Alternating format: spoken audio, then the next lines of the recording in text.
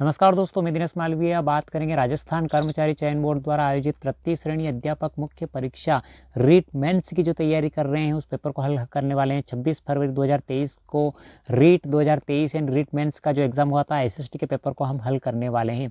आप भी अगर रीट क्वालिफाइड है यानी आपने भी रीट पात्रता परीक्षा पास कर रखी है और रीट मेंस यानी थर्ड ग्रेड तृतीय श्रेणी अध्यापक की तैयारी कर रहे हैं, चाहे संस्कृत विभाग में हो चाहे सामान्य विभाग में हो, आप किसी भी विभाग में थर्ड ग्रेड टीचर की तैयारी कर रहे हैं एसएसटी सब्जेक्ट से, तो आप इस पेपर को एक बार देखिए।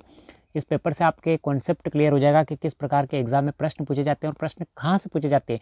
आपको उदाहरण सहित प्रश्न संख्या सहित इस पेपर में आपको मिलने वाले हैं। तो अपने दोस्तों को अधिक से अधिक शेयर करें। पूरे 150 प्रश्न हैं रीट्स मेंस के, तो आप एक बार पूरे पेपर को व्यवस्थित तरीके से पढ़ें, इसका विश्लेषण करें और अपनी तैयारी को धार दे, क्योंकि रीट मेंस की अभी तक डेट नहीं आई है। रीट पात्रता परीक्षा 27 फरवरी को आयोजित होने वाली है, उसके लगभग 6 महीने बाद रीट मेंस एग्जाम होगा, थर्ड ग्रेड एग्जाम होगा। तो आपकी तैयारी के लिए काफ़ी समय है और इस पेपर को जरूर देख कर जाए। अभी एक बार देख ले और एग्जाम से पहले, क्योंकि बहुत सारे प्रश्न सेम टू सेम एग्जाम में पूछे जाते हैं। हल करने वाले हैं हम थर्ड ग्रेड टीचर के एसएसटी पेपर को हम हल करेंगे। वीडियो में अंतिम समय तक बने रहे, सारी जानकारी आपको मिलेगी।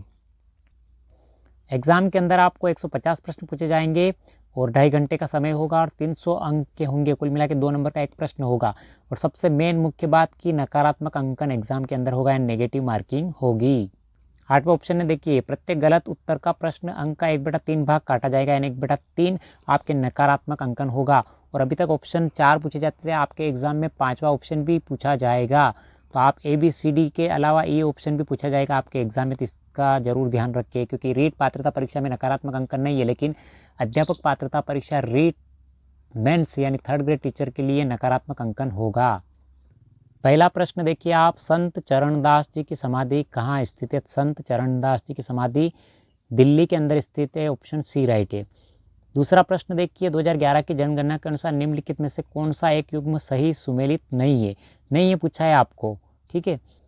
लेकिन न्यूनतम साक्षरता दर बाड़मेर की नहीं है, न्यूनतम साक्षरता दर जालोर की है। किसकी? जालोर की। तो आपको नहीं पूछा है, तो ऑप्शन सी बिल्कुल सही जवाब है। तीसरा प्रश्न है, 8 सितंबर 1857 को बिथोड़ा स्थान पर मारवाड़ की राज की सेना को परास्त किया। तो मारवाड़ की राज की सेना को ठाकुर कुशाल सिंह ने परास्त किया था। और यही प्रश्न आपको राजस्थान अजमेर बोर्ड द्वारा प्रकाशित कक्षा 9 की राजस्थान अध्ययन की किताब में यूनिट 1 में पहले अध्ययन देखने को मिल जाएगा, कक्षा 8 के यूनिट 2 यानी अध्याय 2 में देखने को मिल जाएगा। तो आप बिल्कुल देखिए, ये राजस्थान अध्ययन की किताबों को बिल्कुल हल्के में नहीं ले, क्योंकि इनसे आपको रीट मेंस एग्जाम यानी थर्ड ग्रेड अध्यापक परीक्षा में प्रश्न पूछे जाते हैं। अगला प्रश्न है चौथा, बिलारा चुना पत्थर क्षेत्र स्थित है। बिलारा चुना पत्थर क्षेत्र जो है वो श्री गंगानगर में स्थित है। पांचवा प्रश्न, चौहान शासकों की प्रारंभिक राजधानी कौन सी थी? तो अहिछत्रपुर थी, और अहिछत्रपुर वर्तमान में नागौर के अंदर स्थित है। छठा प्रश्न दे रखा, बाप बोल्डर क्षेत्र राजस्थान के किस जिले में स्थित है? बाप बोल्डर क्षेत्र जोधपुर में है, और बाप जोधपुर की एक तहसील है, और उस तहसील में यानी बाप तहसील में बोल्डर स्थान है। तो बाप बोल्डर क्षेत्र कहाँ पे स्थित है? जोधपुर में, बिल्कुल सही जवाब। सातवां प्रश्न दे रखा है, मालवी की उपबोली कौन सी है? तो मालवी की उपबोली है रांगड़ी। यह आपको राजस्थान अध्ययन की कक्षा 10 में प्रश्न संख्या 97 पे देखने को मिल जाएगा प्रश्न। आठवां प्रश्न, राजस्थान का वह जिला जहां उष्ण कटिबंधीय स्टेपी अर्धशुष्क उष्ण जलवायु पाई जाती वह है। तो इसके अंदर प्रश्न को डिलीट किया गया है। नवा प्रश्न, निम्न में से किसने गुरु गोरखनाथ से दीक्षा ली थी? तो जाम्बोजी ने गुरु गोरखनाथ से दीक्षा ली थी। 10वां प्रश्न, राजस्थान के किस प्रदेश क्षेत्र में मुख्यतः बीहड़ पाए जाते हैं? तो चंबल के बीहड़ पाए जाते हैं, यानी चंबल नदी जो है, चंबल नदी के बेसन में बीहड़ पाए जाते हैं। यानी कोटा बूंदी के अंदर बीहड़ पाए जाते हैं और धौलपुर के अंदर अधिकतर बीहड़ पाए जाते हैं, वो भी चंबल नदी के किनारे। 11वां प्रश्न, अक्वाली निक्षेप किसके लिए प्रसिद्ध है? तो अक्वाली निक्षेप तांबे के लिए प्रसिद्ध है। 12वां प्रश्न, चंदनबाला रास काव्य रूप दीठू सुकीर्ण भात्रो काव्य है। तो यह खंड काव्य है, यानी ऑप्शन आपके ए राइट है। 13वां प्रश्न, 5 जनवरी 1949 को भारत सरकार ने सिरोही का प्रशासन किस राज्य को सौंपा था? तो ये बम्बई राज्य को सौंपा था। 14 प्रश्न, डामोर जनजाति राजस्थान के मुख्यतः किन जिलों में पाई जाती है? तो डामोर जनजाति डूंगरपुर, बांसवाड़ा और उदयपुर जिलों में पाई जाती है। 15 प्रश्न विरुद्ध छहतरीरा रचनाकारो नाव है, यानी विरुद्ध छहतरी की रचना की थी तो की थी दुर्सा आड़ा ने। यह आपके राजस्थान अध्ययन कक्षा 10 के अंदर यूनिट 11 के अंदर देखने को मिल जाएगा। 16वां प्रश्न देखा, मेवाड़ चित्रकला शैली का सबसे प्राचीन चित्रित ग्रंथ है तो वह है श्रावक प्रतिक्रमण सूत्र चूर्णी, कक्षा 10 की राजस्थान अध्ययन के प्रश्न संख्या 54 पे देखने को मिल जाएगा। 17वां प्रश्न, झालावाड़ की मुख्य बोली, झालावाड़ की मुख्य बोली जो है वो है हाड़ौती। 18वां प्रश्न, महाराणा प्रताप की छतरी कहाँ स्थित है, तो महाराणा प्रताप की छतरी बंदोली यानी बांडोली में स्थित है, राजस्थान अध्ययन की कक्षा 10 की प्रश्न संख्या 12 पे देखने को मिल जाएगा। प्रश्न 19वां प्रश्न, राजस्थान की भक्त कवयित्री गौरीबाई रो जलम कठे वयो, यानी जन्म कहाँ हुआ था, तो ये हुआ था डूंगरपुर के अंदर, कक्षा 10 के अंदर प्रश्न संख्या 127 पे देखने को मिल जाएगा प्रश्न आपको।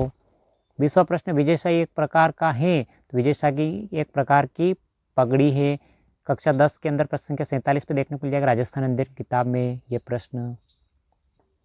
21वां प्रश्न है, वे कौन सा कवि है जहाँ का रे भक्ति और चमत्कार री वजह सु लोग बाने परमेश्वर रे समान बतावना लागा, यानी बारहट ईश्वरदास को भगवान की भक्ति के कारण परमेश्वर यानी ईश्वर के समान बताया गया है। 22वां प्रश्न, लाठी श्रेणी से संबंधित है, तो लाठी श्रेणी जो है वह जल वृत्त से संबंधित है, यानी मीठे पानी के लिए प्रसिद्ध है जैसलमेर के अंदर लाठी श्रेणी। 23वां प्रश्न, 18वीं शताब्दी में मेवाड़ में एकलिंग मंदिर का निर्माण किसने करवाया था, तो यूनिट 1 के अंदर दे रखा है ये, कक्षा 10 के अंदर ये प्रश्न देखने को मिल जाएगा लेकिन इसको डिलीट किया गया है। 24वां प्रश्न दे रखा, बीकानेर के जूनागढ़ किले के दरवाजे पर किन शूरवीरों की मूर्तियां स्थापित है, जयमल और पत्ता की, कक्षा 10 राजस्थान अध्ययन प्रश्न संख्या 17 पे यूनिट 1 के अंदर देखने को मिल जाएगा। 25वां प्रश्न दे रखा, रीड कोर में स्थापित किया गया, यानी रीड कोर अक्टूबर 2004 में स्थापित किया गया। 26वां प्रश्न दे रखा, राजस्थान के दक्षिण पूर्व क्षेत्रों में आदिवासी द्वारा उपयोग में ली जाने वाली कृषि विधि को कहा जाता है, तो दज्जिया कहा जाता है। 27 प्रश्न, निम्न में से विवाह के लिए राजस्थान का सबसे महत्वपूर्ण अपूज सावा कौन सा है, तो आखातीज यानी अक्षय तृतीया, प्रश्न संख्या 39 कक्षा 10 की राजस्थान अध्ययन में देखने को मिल जाएगा प्रश्न आपको। 28वां प्रश्न, वेवाण कला संबंधित है, वेवाण कला काष्ठ कला से संबंधित है।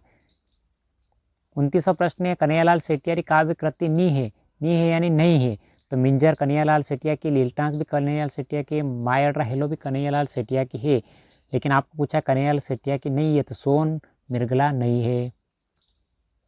30वां प्रश्न दे रखा, राजस्थान के अधिकतम सोयाबीन उत्पादक जिले हैं, तो कोटा, बूंदी, बारा यानी हाड़ौती क्षेत्र के अंदर सोयाबीन का उत्पादन अधिक किया जाता है। 31वां प्रश्न, वन विभाग राजस्थान द्वारा जारी प्रशासनिक प्रतिवेदन 2021-22 के अनुसार राज्य में श्रेणी का प्रतिशत वन सर्वाधिक है, यानी रक्षित श्रेणी का यानी प्रोटेक्टेड श्रेणी का सबसे अधिक वन है, कक्षा 7 राजस्थान अध्ययन यूनिट 1 के अंदर देखने को मिल जाएगा। 32वां प्रश्न है, राजस्थान के पूर्व और पश्चिम, यानी ये पूर्व है और इधर से पश्चिम और उत्तर से दक्षिण यानी ऊपर से नीचे के विस्तार में अंतर है, तो अंतर है 43 किलोमीटर का, यानी आपको ये उत्तर और उत्तर से दक्षिण और पूर्व इधर पूर्व से इधर पश्चिम, तो यहाँ पे चौड़ाई और लंबाई दोनों को आप देखिए ज़्यादा कौन है इसमें से घटाना पड़ेगा आपको। मान लो लंबाई अधिक है और चौड़ाई अधिक है और लंबाई कम है, तो इसमें से जो माइनस करेंगे वो कितना होगा, 43 किलोमीटर। तो यहाँ पे राजस्थान के पूर्व पश्चिम और उत्तर दक्षिण में अंतर है 43 किलोमीटर का। 1952-53 में कालीबंगा के उत्खनन कार्य में जिस पुरातत्ववेत्ता का प्रमुख योगदान रहा हुआ थे अमलानंद घोष, कक्षा 6 में यूनिट 4 में देखने को मिल जाएगा, कक्षा 10 में यूनिट 1 के अंदर ये प्रश्न देखने को मिल जाएगा। 34 प्रश्न, राजस्थान लोक में पहली ने काय केवा जावे, राजस्थान में पहली को आड़ी कहा जाता है। 35वां प्रश्न दे रखा, जयपुर के किस शासक ने अपनी पुत्री का विवाह शहजादा सलीम से 1585 में किया, तो भगवान दास ने, जो आमेर के शासक थे जयपुर के, कक्षा 10 में प्रश्न संख्या 20 पे देखने को मिल जाएगा प्रश्न आपको। 36 प्रश्न दे रखा, बालदास सिरोही के लिए प्रमुख भंडारण क्षेत्र है, बालदास टंगस्टन के लिए प्रमुख क्षेत्र है, बालदास सिरोही के अंदर टंगस्टन के लिए प्रसिद्ध है। 37वां प्रश्न दे रखा, राजस्थान की कौन सी सभ्यता बनास, बेड़त, गंभीरी और कोठारी नदियों के तटों और घाटियों में फैली हुई थी, आहड़ सभ्यता। 38 प्रश्न, राजस्थान का वह जिला जिसकी सीमा भारत पाकिस्तान अंतर्राष्ट्रीय सीमा से नहीं मिलती है, यानी गंगानगर की मिलती है, जैसलमेर की मिलती है, बीकानेर की मिलती है, लेकिन जोधपुर की नहीं मिलती है, तो आपको पूछा है नहीं मिलती है, तो जोधपुर की सीमा पाकिस्तान से नहीं मिलती है। 39वां प्रश्न, सपेरों का कौन सा लोक वाद्य प्रसिद्ध है? तो सपोरी की पुंगी प्रसिद्ध है। 40वां प्रश्न, संगरिया सांचौर साथलपुर ग्रीनफील्ड एक्सप्रेसवे जिससे होकर नहीं गुजरता है पूछा है आपको। यहाँ पे गंगानगर से गुजरता है, बीकानेर से गुजरता है, बाड़मेर से गुजरता है, जैसलमेर से नहीं गुजरता है, यानी ऑप्शन नहीं पूछा है आपको, तो ऑप्शन सी राइट है। 41 प्रश्न, ददेरवा का जन्म स्थान है? तो ददेरवा गोगा जी का जन्म स्थान है। कक्षा 10 के अंदर प्रश्न संख्या 29 पे प्रश्न देखने को मिल जाएगा आपको। 42वां प्रश्न है, विरासत योजना के अंतर्गत अधिसूचित अल्पसंख्यक समुदाय के पुरुष हस्तशिल्पियों को ब्याज दर पर 10 लाख रुपए तक का ऋण उपलब्ध कराया जाता है। 5% ब्याज दर पर ऋण उपलब्ध कराया जाता है। 43वां प्रश्न, चंदेरिया संयंत्र चित्तौड़गढ़ में स्थित है? तो जस्ते का संयंत्र स्थित है चंदेरिया के अंदर। 44वां प्रश्न है, आरटीई की धारा 14 सुनिश्चित करती है किसी बालक को आयु का सबूत न होने के कारण विद्यालय में प्रवेश से इनकार नहीं किया जा सकता। बिल्कुल सही है। 45वां प्रश्न है, पब्लिक स्कूल की विशेषताएं हैं? आवासीय विद्यालय होते हैं, सुविधायुक्त भी होते हैं और किशोरों के व्यक्तित्व विकास पर ध्यान दिया जाता है सभी, यानी ऑप्शन डी इसके अंदर राइट है। 46वां प्रश्न है, भारतीय संविधान में शिक्षा किस सूची का विषय है? तो समवर्ती सूची का विषय है।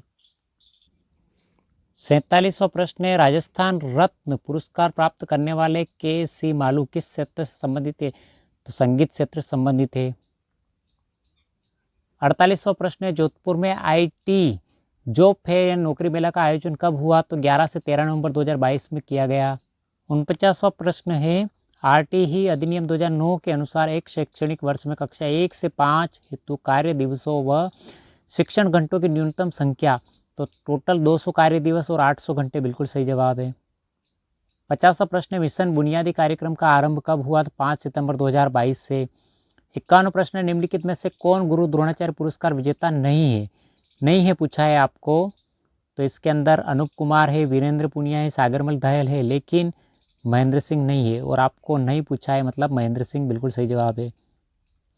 52वां प्रश्न, पढ़ना लिखना अभियान के लिए न्यूनतम आयु सीमा है? तो 15 वर्ष।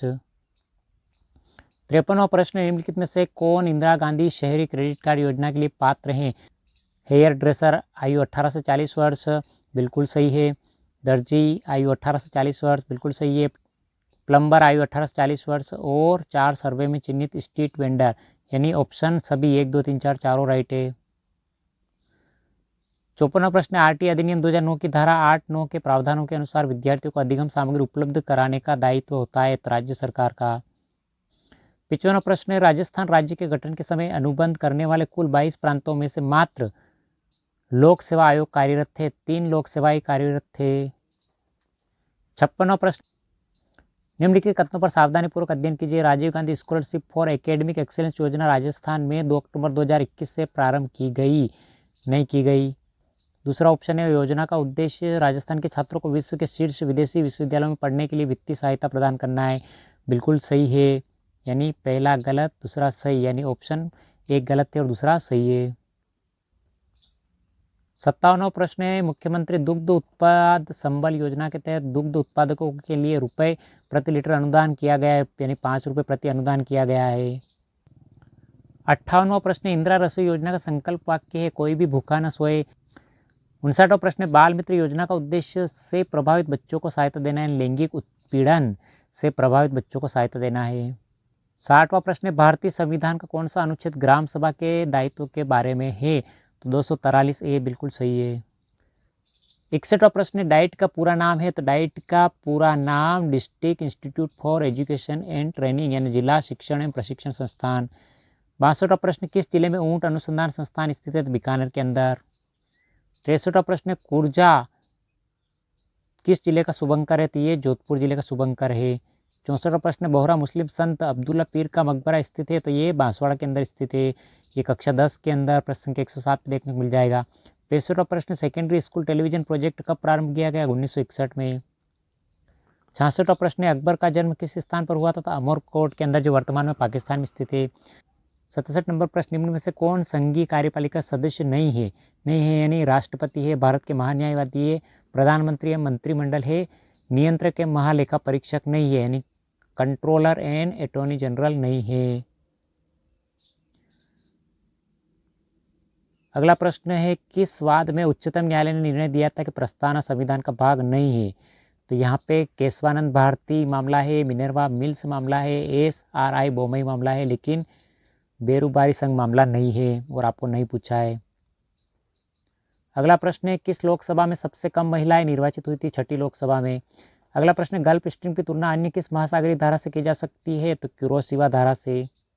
अगला प्रश्न, निम्न में से कौन क्षेत्रीय परिषद का सदस्य नहीं है? पूछा है। तो केंद्रीय सरकार का गृह मंत्री है, क्षेत्र के समस्त राज्यों के मुख्यमंत्री है, क्षेत्र के समस्त केंद्र शासित प्रदेशों के प्रशासक है, लेकिन आपको नहीं पूछा है केंद्रीय क्षेत्रीय परिषद का सदस्य तो प्रधानमंत्री नहीं है।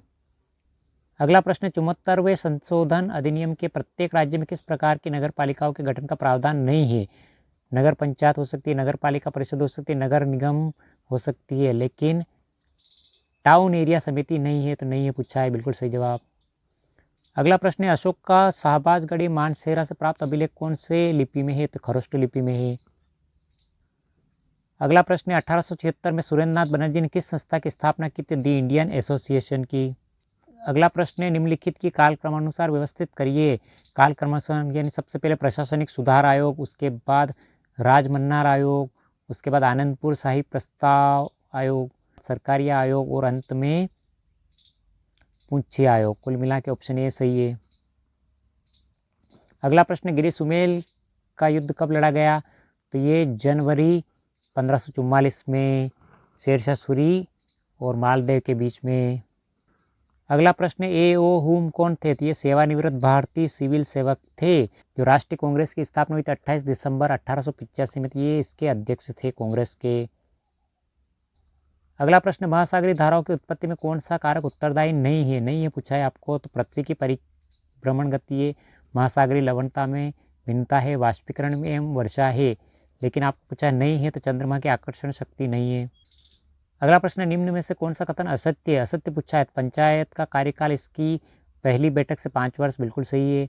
पंचायत के विघटन के बाद 6 महीने की अवधि समाप्त होने से पूर्व चुनाव संपन्न कराने होंगे, बिल्कुल सही है। यदि पंचायत के विघटन के बाद शेष अवधि 6 माह से कम है तो चुनाव कराना आवश्यक नहीं है, बिल्कुल सही है। लेकिन आपको पूछा है असत्य पूछा है, तो शीघ्र विघटन के बाद नवगठित पंचायत 5 वर्ष के कार्यकाल तक रहती है, बिल्कुल गलत है। अगला प्रश्न है, अशोक का रानी का स्तंभ लेख कौन से स्थान पर है? तो इलाहाबाद के अंदर है। अगला प्रश्न, भारत की पहली महिला केंद्रीय मंत्री थी? तो अमृत कौर। अगला प्रश्न, निम्नलिखित में से कौन सा नीति निर्देशक तत्व मूल संविधान में नहीं था वरन संवैधानिक संशोधन के द्वारा जोड़ा गया? तो पर्यावरण का संरक्षण तथा संवर्धन, वन तथा वन्य अन्य जीवों की रक्षा करना नहीं था, जबकि कृषि एवं पशुपालन को आधुनिक एवं वैज्ञानिक प्रणाली में संगठित करना था, कलात्मक एवं ऐतिहासिक अभिरुचि वाले संस्मारक या स्थान का संरक्षण करना था, समस्त नागरिकों के लिए समान नागरिक संहिता सुनिश्चित करना था, लेकिन आपको पूछा है नहीं था, तो ये नहीं था, ये बाद में जोड़ा गया। निम्नलिखित महाजनपद में से चंपा किसकी राजधानी थी? तो अंग की राजधानी थी चंपा। अगला प्रश्न है, 1151 में तराइन के युद्ध में किस शासक ने मोहम्मद गोरी के खिलाफ लड़ाई लड़ी थी? पृथ्वीराज चौहान ने। तराइन के प्रथम युद्ध 1151 में मोहम्मद गोरी हार गया था, पृथ्वीराज चौहान की जीत हुई थी, लेकिन 1192 में पृथ्वीराज की पराजय हुई थी और मोहम्मद गोरी जीत गया था। अगला प्रश्न, निम्नलिखित को सुमेलित कीजिए। सुमेलित करना है आपको ऋग्वेद का ऐतिरेय, उसके बाद सामवेद का पंचविश, यजुर्वेद का शतपथ और अथर्ववेद का गोपपथ। कुल मिला के ए ऑप्शन राइट है। अगला प्रश्न है, निम्नलिखित में से कौन सा विकल्प धन विधेयक के संबंध में राष्ट्रपति के पास मौजूद नहीं है? तो अनुमति दे सकता है राष्ट्रपति और अनुमति को रोक भी सकता है, लेकिन आपको पूछा है नहीं है, तो यहाँ पे पुनर्विचार के लिए वापस भेज सकता है और संशोधन की सिफारिश कर सकता है। कुल मिला के तीसरा और चौथा बिल्कुल बी ऑप्शन राइट है, यानी ये राष्ट्रपति के पास मौजूद नहीं है। अगला प्रश्न है, निम्न में से कौन सा मौलिक अधिकार भारतीय नागरिकों को प्राप्त है और विदेशियों को नहीं है? मतलब विदेशियों को नहीं है और भारतीयों को है। धर्म, नस्ल, जाति, लिंग या जन्म स्थान के आधार पर भेदभाव का निषेध। बिल्कुल सही ऑप्शन ए राइट है।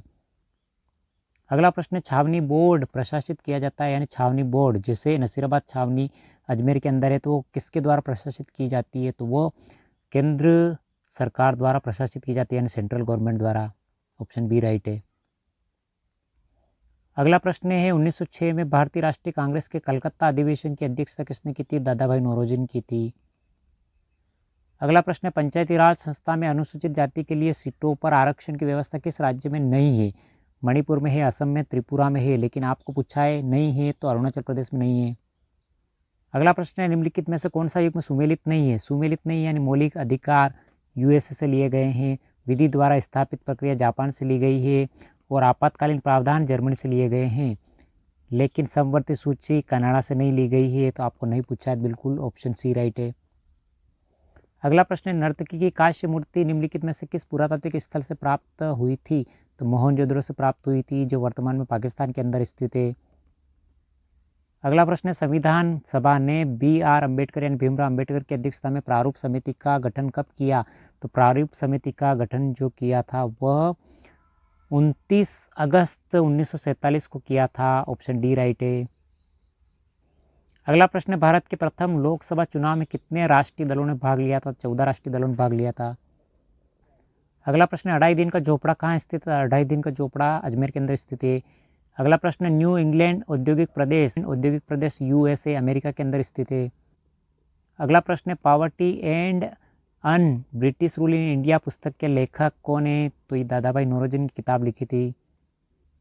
अगला प्रश्न है निम्नलिखित में से कौन सा भारत में वैश्वीकरण का प्रभाव नहीं है। तो कई उत्पादों की नीची कीमतें हैं, कई उत्पादों की गुणवत्ता में सुधार है और नए कामों का सृजन है, लेकिन आपको पूछा है प्रभाव नहीं है, तो निम्न जीवन स्तर नहीं है। अगला प्रश्न निम्न में से किसको उपभोक्ता अधिकारों में सम्मिलित नहीं किया जाता है। तो किसको नहीं किया जाता। सुरक्षा का अधिकार किया जाता है, चयन का अधिकार किया जाता है, सूचित होने का अधिकार है, लेकिन बोलने का अधिकार को सम्मिलित नहीं किया जाता है।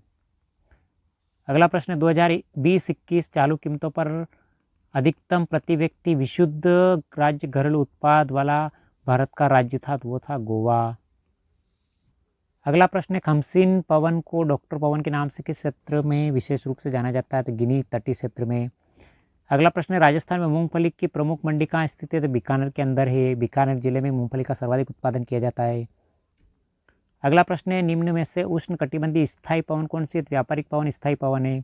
अगला प्रश्न आर्थिक सर्वेक्षण 2021-22 के अनुसार भारत में 2021-22 में सेवा क्षेत्र में सकल जोड़े गए मूल्य में वृद्धि का अनुमान है। तो 8.2% वृद्धि का अनुमान है। अगला प्रश्न उत्पादों के मांग पक्ष के आधार पर सकल घरेलू उत्पाद की गणना करके एक वैकल्पिक तरीका है, तो व्यय विधि द्वारा। या अगला प्रश्न भारत में राष्ट्रीय खाद्य सुरक्षा अधिनियम किस वर्ष बनाया गया। 2013 में। अगला प्रश्न चंद्रमा पृथ्वी का एक चक्कर कितने दिन में पूरा करता है। 27.5 दिन में। अगला प्रश्न 2022 में भारत में मानव विकास सूचकांक में प्रथम कोटि प्राप्त करने वाला राज्य था। तो केरल होना चाहिए, लेकिन इस प्रश्न को डिलीट किया गया है। अगला प्रश्न है निम्न में से कौन सा अनौपचारिक क्षेत्र ऋण का स्रोत है। साहूकार एवं व्यापारी दोनों। अगला प्रश्न भारत में 2020-21 में सकल जोड़े गए मूल्य चालू कीमतों पर औद्योगिक क्षेत्र का अंश था 25.9%। अगला प्रश्न भूमध्य सागरीय प्रकार की कृषि निम्न में से जिस प्रदेश में की जाती है वह है कैलिफोर्निया क्षेत्र में। अगला प्रश्न निम्न में से राजस्थान के किस स्थान पर प्रथम मसाला पार्क की स्थापना की गई। जोधपुर में। अगला प्रश्न उष्णकटिबंधीय बागानी कृषि के अंतर्गत निम्नलिखित क्षेत्रों तथा फसलों को सुमेलित करो। तो करना है केला जो है, केले का उत्पादन मध्य अमेरिका के अंदर, ऑप्शन डी। उसके बाद गन्ने का जो उत्पादन होता है वो क्यूबा के अंदर, और चाय का जो उत्पादन होता है वो श्रीलंका में होता है, और रबड़ का जो उत्पादन होता है वो मलेशिया में होता है, ऑप्शन सी राइट है। अगला प्रश्न निम्न में से किसे साख की शर्तों में शामिल नहीं किया जाता है। तो ब्याज दर को किया जाता है, संपार्श्विक को, प्रलेखन को किया जाता है, पुनर्भुगतान का तरीका किया जाता है, लेकिन उधार लेने वाले व्यक्ति की शिक्षा का नहीं किया जाता। अगला प्रश्न है भारत में ईस्ट इंडिया कंपनी का प्राथमिक उद्देश्य था। तो समुद्र पार व्यापार से लाभ कमाने के उद्देश्य से आए थे अंग्रेज भारत के अंदर, लेकिन भारत को इन्होंने गुलाम बना लिया बाद में। अगला प्रश्न दिसंबर 29, 2022 को राजस्थान में स्वयं सहायता समूह की अधिकतम संख्या वाले जिले का नाम। तो अधिकतम संख्या के जिले वाले का नाम है करौली। अगला प्रश्न निम्न में से कौन सा कथन सही नहीं है। उपभोक्ता संरक्षण अधिनियम 2019 में त्रिस्तरीय प्रवर्तन तंत्र स्थापित करने की व्यवस्था बिल्कुल सही है। राष्ट्रीय उपभोक्ता विवाद निवारण आयोग संक्षेप में राष्ट्रीय आयोग के नाम से जाना जाता है, बिल्कुल सही है। और राष्ट्रीय आयोग द्वारा वस्तुओं और सेवाओं के 10 करोड़ रुपए से अधिक मूल्य के मामले देखे जाते हैं, बिल्कुल सही है, लेकिन आपको पूछा है नहीं है, तो सी नहीं है। जिला आयोग द्वारा वस्तुओं एवं सेवाओं के 1 करोड़ रुपए से अधिक मूल्य के मामले देखे जाते हैं, बिल्कुल गलत है। सही अभिव्यक्ति है तो शुद्ध राष्ट्रीय उत्पाद बराबर सकल राष्ट्रीय उत्पाद माइनस मूल्यह्रास एवं साधन लागत पर शुद्ध राष्ट्रीय उत्पाद बराबर राष्ट्रीय आय दोनों, ऑप्शन सी राइट है। विश्व व्यापार संगठन की स्थापना का वर्ष है। तो 1995 में वर्ल्ड ट्रेड ऑर्गेनाइजेशन WTO की स्थापना की गई। अगला प्रश्न है, समुद्र की सतह पर औसत वायुदाब कितना दर्ज किया जाता है? तो 1013.25 मिलीबार। MB मतलब मिलीबार। अगला प्रश्न है, व्यापारिक अन्न उत्पादक क्षेत्र निम्न में से कौन सा नहीं है? नहीं है अन्न उत्पादक क्षेत्र। प्रेरित प्रदेश है, स्टेप प्रदेश है, कंपास प्रदेश है, लेकिन कंपास प्रदेश नहीं है। ऑप्शन डी राइट है। अगला प्रश्न, सरकार द्वारा लगाए गए प्रतिबंधों या रुकावटों को हटाना कहलाता है उदारीकरण। सुमेलित करो, कृषि प्रकार और नदी बेसिन को सुमेलित करना है। गहन कृषि निर्वाह यानी गंगा नदी बेसिन। उसके बाद भूमध्य सागरीय कृषि यानी सांता आना नदी बेसिन।